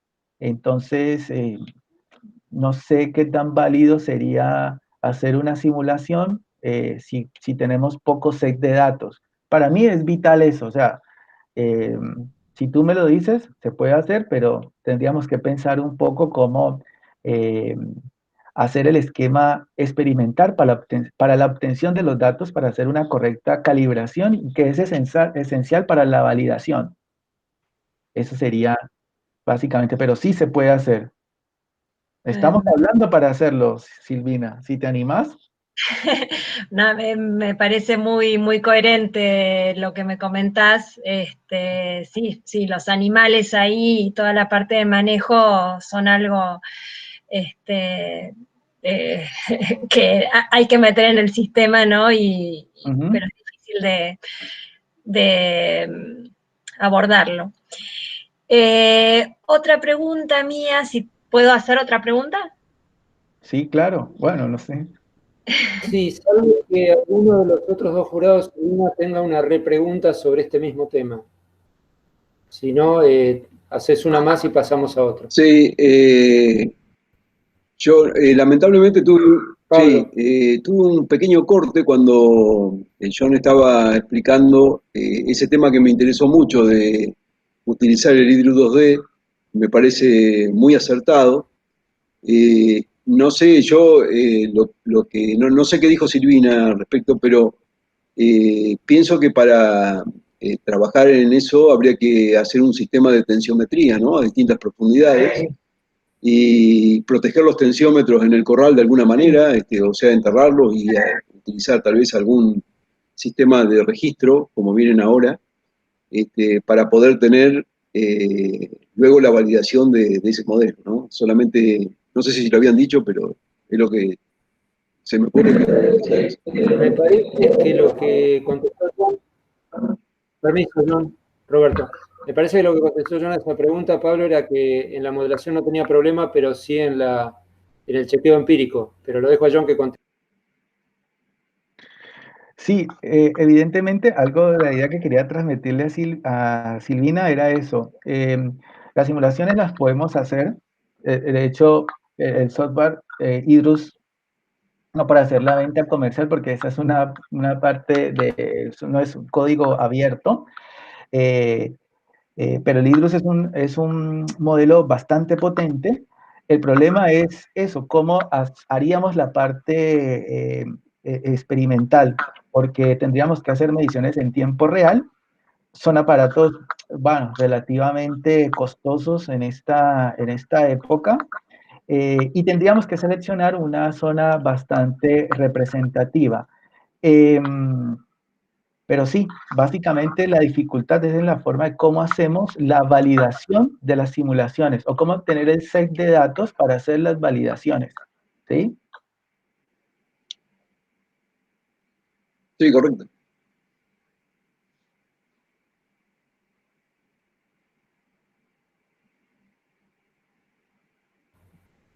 Sí, no sé, Pablo, ¿querés volver a preguntar sobre eso? Si no volvemos. ¿Querés volver a preguntar sobre eso, Pablo? Adelante, si no volvemos a Silvina. No, está bien, gracias. O Alejandro, si tiene algo sobre esta misma línea. Ustedes decidan. No, yo estoy bien, gracias. Bueno, la otra pregunta cambia radicalmente de tema, y es preguntarte si consideraron, o por qué no, o sea, no lo hicieron, pero si lo pensaron y por qué lo descartaron, medir otras fracciones de nitrógeno, particularmente amonio, y me interesa menos alguna fracción orgánica soluble, pero el foco de mi pregunta está con el amonio. ¿Por qué lo descartaste? Considerando que, bueno, las excretas están constituidas en una proporción enorme por amonio, y vos después medís nitrato, entonces ahí tenemos o sea, ese amonio tuvo que nitrificarse para que después pueda lixiviar y vos lo puedas medir. Entiendo que el amonio no tiene la misma movilidad que el nitrato, pero hay un montón de cosas interesantes. Lo mismo el fósforo, y sin embargo sí lo mediste, y hay cada vez más trabajo sobre lixiviación de fósforo. Y otro aspecto interesante del amonio, el amonio y el nitrato, es que van y vienen. La nitrificación no es la única vía, sino que después se podría volver de nitrato a amonio en función de la presencia o no de oxígeno en la columna. Bueno, ¿cómo pensaste todas estas cuestiones? Sí, no, sí, originalmente nosotros tendríamos que haber hecho, y de hecho así lo contemplamos, hacer las mediciones de las 3 formas de nitrógeno. Lastimosamente, esto sí lo tengo que decirlos a ustedes, Durante la etapa del desarrollo del proyecto, nosotros contemplamos adquirir un destilador cuya función era hacer la determinación de estas tres formas de nitrógeno. Lastimosamente, el equipo generó muchos problemas desde el proceso de adquisición y nos fue imposible hacer las determinaciones de campo, ¿sí? De las muestras. Nuestra intención original era determinar estas tres formas y tratar incluso de modelar efectos de nitrificación o desnitrificación que con el hidrus se puede hacer. Pero lastimosamente nosotros, por inconvenientes del equipo, no lo pudimos hacer. Originalmente sí, lo íbamos a hacer, pero de tipo práctico, el equipo, no sé, se arruinó. Nunca pudimos medir nitrógeno, nitrato y amonio. De hecho, yo creo que si hubiéramos medido amonio, el amonio nos habría dado mucha más correlación que el nitrato, por la movilidad que presenta el nitrato y por la... si tú tienes un evento de lluvia, lo que yo les hablaba con Susana Urricarriel, que hizo parte del trabajo, yo le decía, va a llover, movamos porque el nitrato se nos va a escapar, y en serio, se salía del perfil de suelo. Entonces, eso era algo que nos preocupaba mucho porque las anomalías de conductividad eléctrica, pues tampoco, como no las hacíamos en tiempo real, era una fotografía, pero si a esa fotografía no nos apurábamos respecto al hacer el muestreo de manera rápida, perdíamos el nitrato por simple lixiviación dentro del sistema. Pero sí fue una de las consideraciones que lamentablemente no se pudieron hacer y tuve que hacer la modificación para poder terminar. Lastimosamente sí, fue algo que fue en contra, pero el equipo se adquirió. Lamentablemente el equipo no funcionó. Pues en el caso que di los límites para hacer el aguante, para hacer la parte de determinación, nunca se pudo calibrar el equipo y el equipo no funcionó. Así que ese fue uno de los inconvenientes, fue, no sé, de nuestra intención inicial la queríamos medir, pero lastimosamente no, lo que adquirimos para hacerlo y ya manejar el volumen, bueno, ustedes dirán, bueno, pero ¿por qué no se mandaron a hacer? Porque son extremadamente costosos esos análisis. Por eso se pensó en adquirir el equipo, pero lastimosamente el equipo a nosotros no nos dio resultado. Así que no se hizo. Pero sí, yo estoy seguro de que si me diéramos otras fracciones de nitrato, se presentarían mejores correlaciones. Bueno, sí, ojalá lo puedas incorporar en el futuro porque coincido con vos en que va a valorizar mucho los ensayos de las columnas. Y sí, tal cual lo que decís del nitrato. El nitrato, de hecho, uno tendría que ir todos los días al campo para capturarlo. De hecho, yo no sé, yo lo digo, no sé si será esto muy coloquial, pero de las tres formas, el amonio, uno puede identificar cuando una muestra tiene alto contenido de amonio. Y en las pilas de estiércol, el olor a amonio era impresionante. De hecho, cuando hacíamos los muestreos y cuando salía la columna de suelo o hacíamos los muestreos, se veía una especie de gas que salía y el olor a amonio era extremadamente alto, que de hecho te hacía casi como un efecto lacrimógeno, nos hacía no llorar, pero sí sacar un poco de lágrimas en ese sector. Así que las concentraciones de amonio en estas pilas, especialmente en San Pedro, eran importantes, así que pensamos que puede ser una buena forma de poder abordar una de esas líneas que se proponen al final. Tenemos que buscar a ver quién se anima a hacer las 300 muestras. Bueno, en nuestro laboratorio se determina si alguna vez bueno, buenísimo. avanzar. ¿Le pueden hacer precios, Silvina? Bueno, el tema, la verdad que a mí me interesa muchísimo. Yo lo estoy abordando desde un lugar un poquito distinto, que es en tambos, a partir del uso agronómico de los efluentes.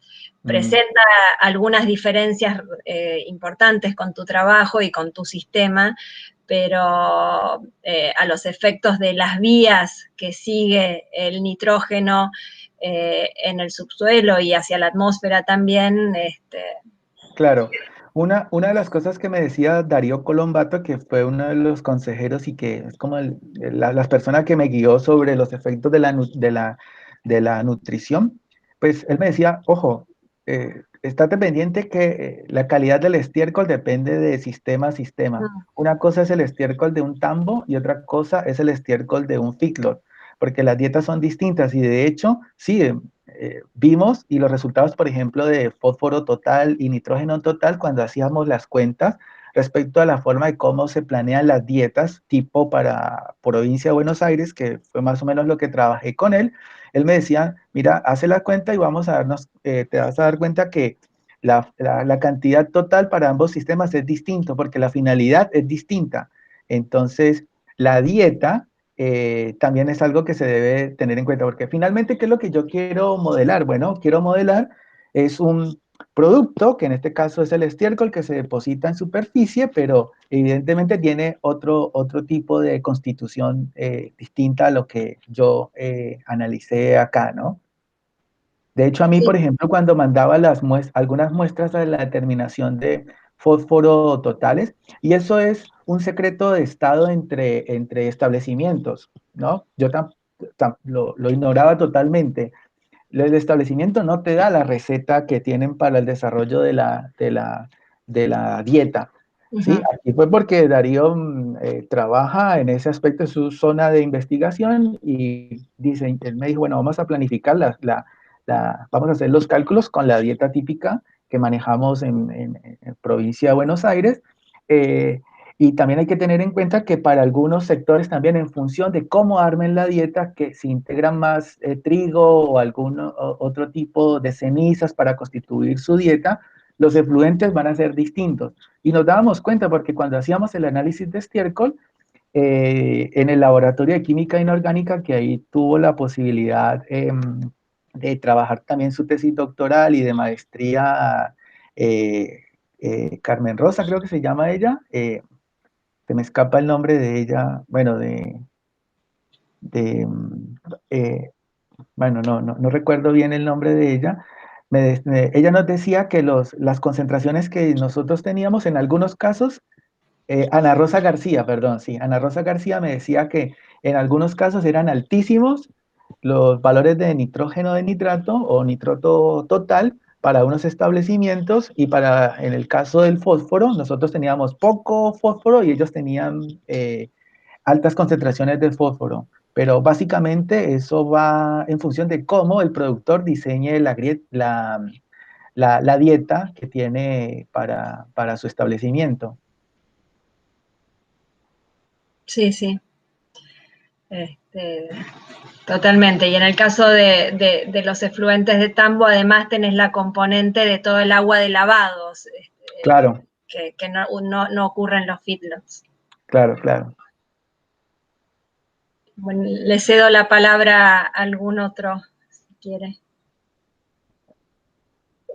A lo mejor, Alejandro, viendo por dónde va la línea de discusión, ¿querés agregar o preguntar algo ahí? Si no, Pablo, ustedes deciden. Tema nutricional, soy nutricionista, digo, sí estoy de acuerdo con eso y las diferencias, ¿no? Mientras una dieta típica de leche está en 16-17% de proteína y come más la vaca, una de corral está en 12-13%, de acuerdo a cómo cierra. Más lo de pasajes que hay en lechería, que si los precios no acompañan y arranca la primavera, le damos solo pastura, donde no está ni siquiera balanceada a veces la dieta. Silvina, tenés un trabajo grande por delante, porque ponerle números a eso es más interesante. Cambiando un poquito, ¿vos pensás que si tuvieras una mayor pendiente en el corral, ¿no? Porque acá estábamos hablando de que tenía una pendiente de 1 o 2 en la mayoría de los casos. Si tuvieras 3 o 4, que ya estamos ahí en el borde, ¿cambiarían los resultados? Principalmente no de la zona baja porque tendrías escurrimiento, pero de los otros resultados, ¿te cambiarían algo? Sí, indudablemente el hecho de que exista una pendiente, yo lo miraría desde el punto de vista de análisis ambiental, por así decirlo, ¿no? Que yo tenga una pendiente importante implica de que al final del corral es necesario que deba existir un canal de coronamiento, un canal receptor en donde fácilmente pueda almacenar y sacar los efluentes que han sido arrastrados por escurrimiento superficial. Tendría que ser una labor complementaria. Que tengan baja pendiente, ¿es un problema? Sí, porque se genera anegamiento. Que exista una pendiente adecuada favorece porque lo que llega a nivel de la superficie del corral se puede evacuar fácilmente. Yo aconsejaría que los corrales deberían de tener una pendiente. De hecho, yo no es que yo sea el experto en diseño de feedlot. Los manuales que uno mira, por ejemplo, de diseño establecido por USDA, establecen que los corrales deben de tener una pendiente alrededor del 1 a 2% como máximo. Y en el caso usual de donde tengan por diseño o localización del establecimiento, como es en el caso de San Pedro, una de las prácticas usuales y recomendadas es hacer la generación de esa zona de acumulamiento central para favorecer el escurrimiento rápido del agua dentro del corral. Lo que sí me queda claro y que me parece que debería transmitirse es que un corral que tenga durante periodos largos de tiempo anegamiento es un problema, porque más allá de tener una lámina de agua donde se generó transporte de zonas de acumulación a zonas bajas del corral, los animales al estar dentro del estiércol van a generar un problema de la pérdida de la capa sellante y se deterioraría, se generaría más problemas, ¿no? En este caso específico a nivel del perfil de suelo. Pero la pendiente sí debería contemplarse pendientes de 1 a 2%. Esa también sería una forma importante de aplicar simulación porque podríamos cuantificar en función de las pendientes y en función de las condiciones hidroclimatológicas y de perfil de suelo, cuáles podrían ser las pendientes más adecuadas. Pero en ese caso que también lo consulté, me dijeron esto ya es un modelo de simulación hidráulica lo que vos querés hacer. Se puede hacer, pero necesitamos nuevamente el sitio experimental para hacer la validación. Ya más allá de la parte de la cuantificación de los flujos de agua que se estarían generando el corral de engorde, también tendríamos que cuantificar las cantidades que se están transportando, por así decirlo, de sectores, de sector bajo a sector intermedio y alto del corral. Pero eso se puede simular numéricamente, sí.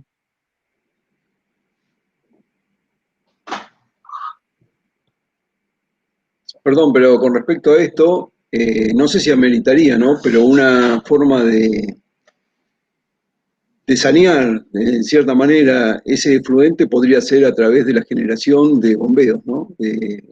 Con un drenaje y una serie de pozos de bombeo de pequeño diámetro y pequeño caudal que extraigan o generar un flujo hacia un sector, ¿no? No sé si eso lo han tenido en cuenta o la ecuación tal vez económica no da para ello, pero podría ser una posibilidad.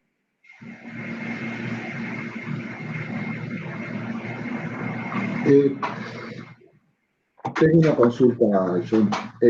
Cuando hablas de concentración del estiércol en el centro del corral, ¿es para construir un alomado?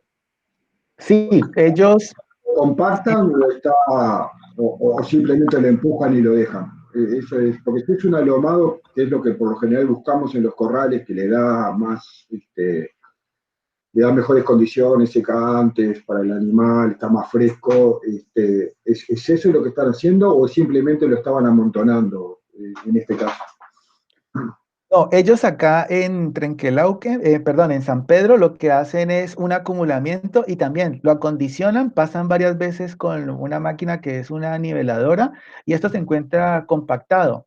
De hecho, ellos jocosamente lo que nos decían es que les quieren brindar a los animales un sector para que se sientan cómodos, tal cual como lo menciona, pero sí, eh, hacen un acumulamiento central y lo acondicionan. Hacen yo diría que un proceso liviano de compactación. Con la misma máquina que hacen el- el acumulamiento, pasan varias veces. De hecho, aquí se puede ver cómo había acabado de pasar y hizo el- esta- Sí, compacta. acondicionó este sector.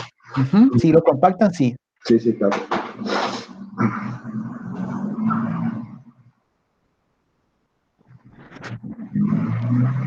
Pablo, entonces, ¿tenés alguna pregunta? No, yo para mí creo que está bien.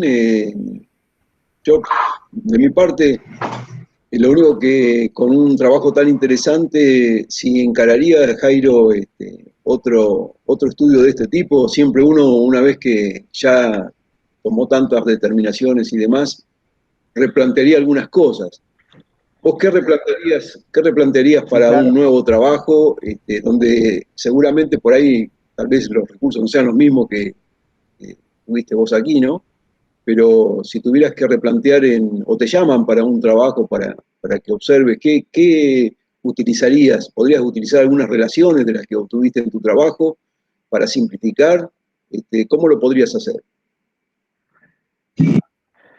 Sí, básicamente por donde iniciaría, si existe la posibilidad de continuar, me interesaría mucho lo que mencionó en su momento Silvina respecto a las las distintas formas de nitrógeno en estos establecimientos.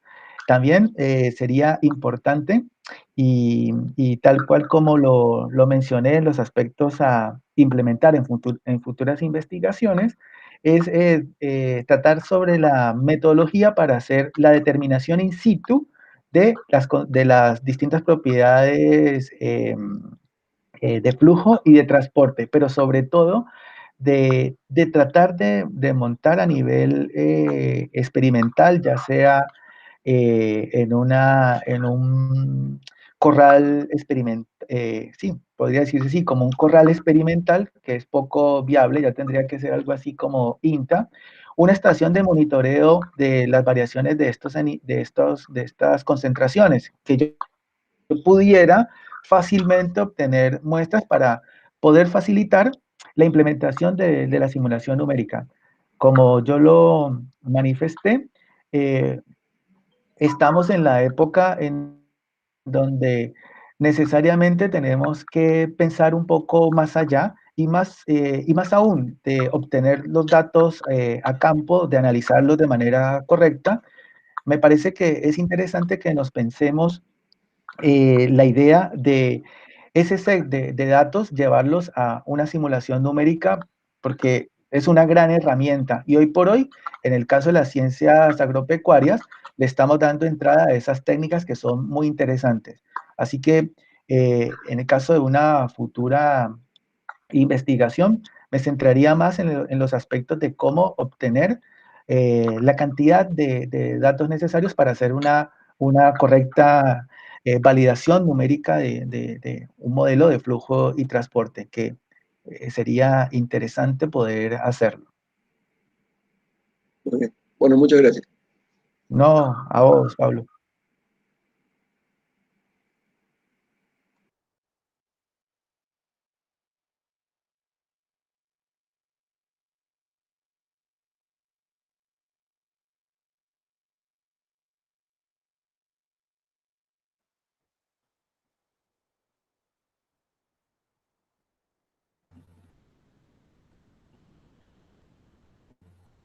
Silvina, Alejandro.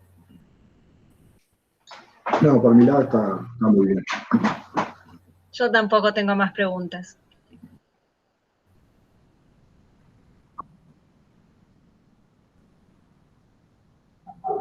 Bueno, entonces, dentro de 2 minutos vamos a pedirle al resto del público que desconecte. Solo va a quedar el jurado y Claudia. Pero de que eso pase, el cierre lo va a hacer el doctor Gustavo Madoni, el director de la escuela, pero no sé si Claudia, la doctora Zainato, directora de la tesis, quiere hacer algún saludo o decir algo. Bueno, te agradezco, Roberto, la oportunidad. Bueno, yo quiero felicitar a John porque realmente ha hecho un trabajo muy, muy bueno, a mi entender. Ha tenido una independencia en el trabajo impresionante. Siempre le surgían ideas nuevas y formas de resolver los inconvenientes que uno tiene. Como ustedes lo han hecho evidente, ha sido un trabajo de campo impresionante. Yo quiero también agradecer a todo el grupo de trabajo que colaboró. Fuimos todos al campo, muy arduo trabajar con los cables en los corrales y todas esas pequeñas cosas que no, por ahí no se ven en la tesis, pero que realmente operativamente es bastante difícil todo. Y el trabajo de laboratorio también, muchísimas muestras se han evaluado y realmente fue un trabajo importante. El destilador tuvimos inconvenientes, hubo que comprar otra pieza más a posteriori, hubo que esperar el financiamiento para comprar la pieza que faltaba, después se rompió una bomba. Tuvimos muchos inconvenientes, son equipos caros, pero que los repuestos también son caros. Pero me parece que ahora no está totalmente en funcionamiento, pero me parece, John, que habría que ponerlo en funcionamiento para, digamos, dar la posibilidad de poder analizar amonio, nitrógeno total, otras formas, como dice Silvina, porque eso tiene futuro, así que yo creo que hay que invertir un poco en ponerlo a punto y bueno, que funcione mejor, ¿no es cierto? Y bueno, realmente agradezco al grupo que trabajó a campo y en laboratorio, y bueno, al comité consejero, y también a los jurados por los aportes que han hecho a la tesis muy interesantes.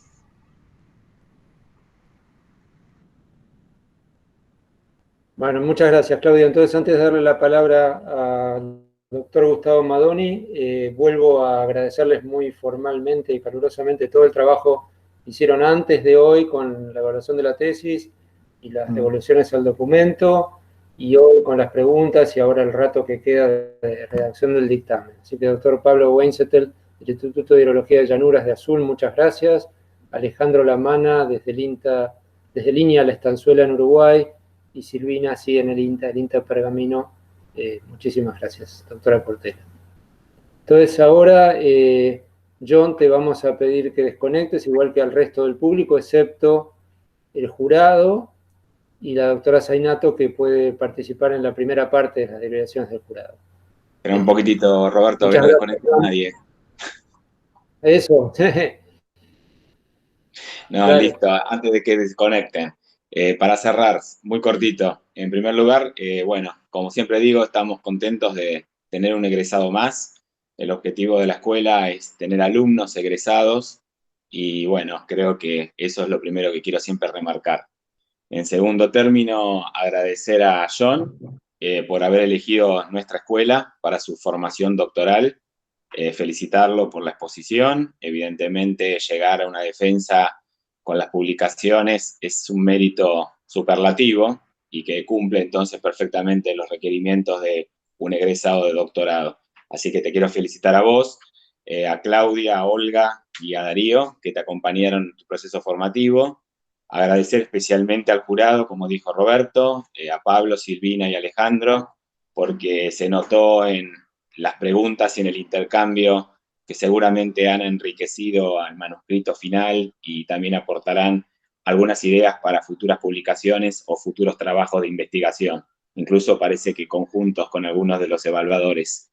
Y finalmente agradecer al personal de la escuela, que está la comisión de doctorado y al personal administrativo de la escuela que hace posible que hoy, además de tener la conexión por esta vía, también sale por streaming para todos los que la quieran ver en vivo, y la verdad que estamos contentos con estos nuevos desafíos que creo que nos están saliendo muy bien, pero fundamentalmente por todo el esfuerzo que hace Carolina, Juani y bueno, la comisión de doctorado en este caso para la presentación de esta tesis, así como también se está haciendo para las maestrías y las especializaciones. Así que bueno, a todos muchas gracias, te felicito Jairo, a tus directores también, y bueno, siempre la escuela está abierta para seguir contando con ustedes. Sé que vos sos docente de la facultad, así que te vamos a seguir teniendo, también enriqueciendo a nuestros alumnos de grado. Así que bueno, muchas gracias a todos. No, muchas gracias. Bueno, ahora sí, entonces nos desconectamos, los que nos tenemos que desconectar, Roberto. Ahora sí, cortar al director. Bueno.